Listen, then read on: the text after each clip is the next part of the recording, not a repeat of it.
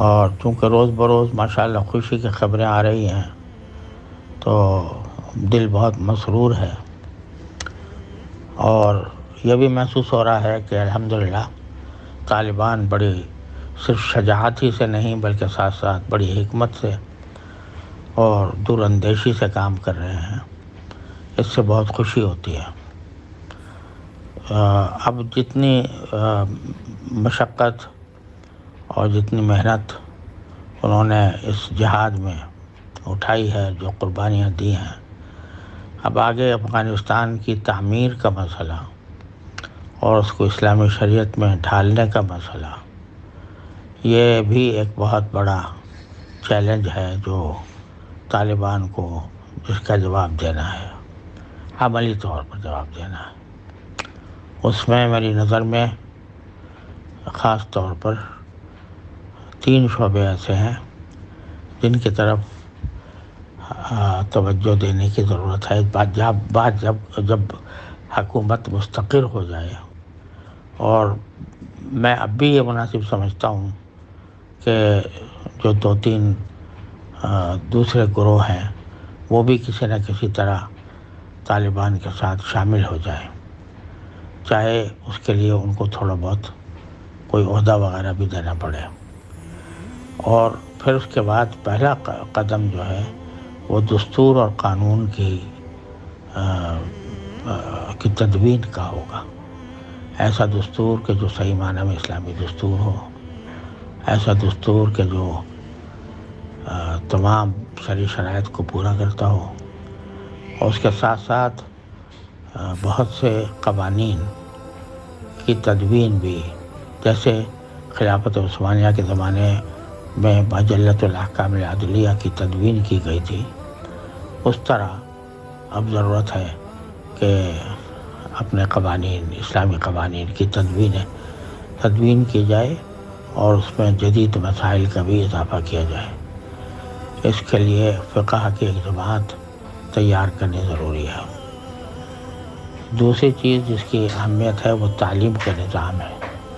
تعلیم کے نظام میں جہاں مدارس اپنی جگہ قائم رہنا چاہیے، وہاں جو جدید تعلیم گاہیں ہیں ان کے نصاب و نظام میں کس طرح تبدیلی لائی جائے کہ وہاں سے سچے پکے مسلمان پیدا ہوں، اس کی ایک منصوبہ بندی کی ضرورت ہے۔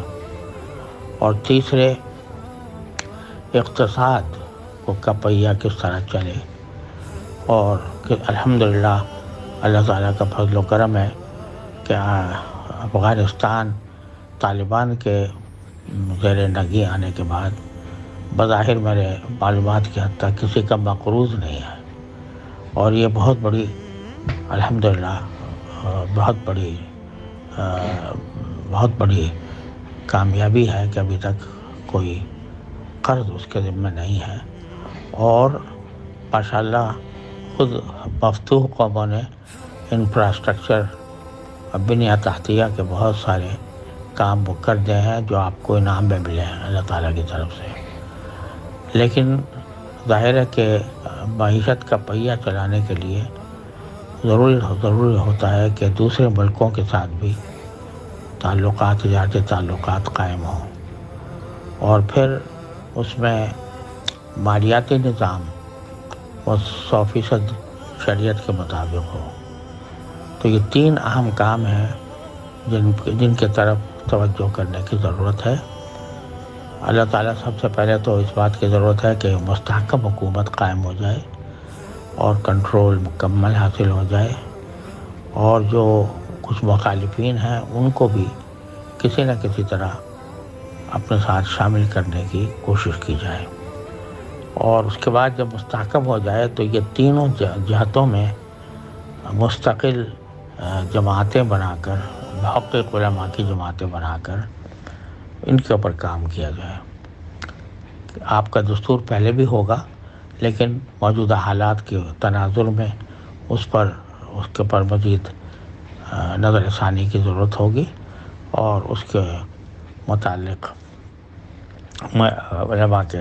محقق علماء کے مشورے سے یہ کام ہونا چاہیے، اور اسی طرح نظام تعلیم کا اور اسی طرح اقتصادیات کا۔ یہ میرا پیغام اگر آپ حضرت ملا ہیبت اللہ صاحب تک پہنچا دیں تو میں ممنون ہوں گا. اللہ تعالیٰ ان کو اس کی توفیق عطا فرمائے. اور اس بارے میں اگر کوئی سنجیدہ طلب یا کوئی سنجیدہ ضرورت ہو جس میں مجھ ناکارہ سے کوئی خدمت بن پڑ سکتی ہو تو میں انشاءاللہ اس کے لیے حاضر رہوں گا، بشرطے کہ وہ ایسی ہو کہ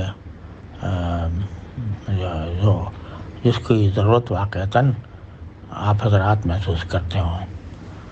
اللہ تعالیٰ قدم قدم پر آپ کی تذکیری فرمائے. میرا یہ پیغام اگر امیر ہیبت اللہ صاحب اور مولانا یعقوب صاحب کو پہنچ سکے تو میں آپ کا ممنون ہوں گا. والسلام علیکم ورحمۃ اللہ.